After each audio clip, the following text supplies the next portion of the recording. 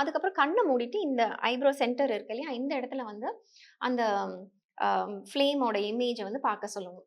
சும்மா கண்ண மூடுனாலே அங்க தெரியும் ஒரு லைட் மாதிரி. அத கொஞ்ச நேரம் கவனிக்கணும். இந்த டெக்னிக் வந்து ரொம்ப நல்லா நம்ம ஸ்ட்ரெஸ்ஸ குறைக்கிறதுக்கு, ரொம்ப கோவமா இருக்கீங்கன்னா, அத பிராக்டிஸ் பண்ணிட்டே வரீங்கன்னா, உங்களுடைய கோவம் எல்லாம் நல்லா குறையும். நல்ல தூக்கம் வரும். அது மட்டும் இல்ல, இந்த சக்ரா வந்து எனர்ஜி சென்டர் வந்து நல்லா கான்சன்ட்ரேட் பண்ண, மெமரி க்கு நல்லா ஹெல்ப் பண்ணும். காக்னிட்டிவ் ஃபங்ஷன்ஸ்க்கெல்லாம் ஹெல்ப் பண்ணும். ஸோ தலைவலி வராம இருக்கணும்னா, இந்த சக்ராவ ஸ்ட்ரெங்தன் பண்ணோம்னா, நல்லாவே தலைவலி வந்து குறையறத வந்து நம்ம எவிடென்ட்டா பார்க்கலாம். ஸோ ஸ்ட்ரெஸ் இருக்கு, அதனால தலைவலினா, இதையும் சேர்த்து செய்யலாம். அது இல்லாம மெடிடேஷன் அப்படின்னு சொல்லும்போது, வி ரொம்ப ஸ்ட்ரெஸ்ஃபுல்லா இருக்காங்க அப்படின்னும்போது, ஸ்ட்ரெஸ் கவுன்சிலிங்கும் நாங்க தருவோம். இது அவங்கள பேச விட்டு, அவங்களுடைய எந்த எமோஷன் வந்து எந்த சக்ராவ அஃபெக்ட் பண்ணியிருக்குன்னு பார்க்கலாம்.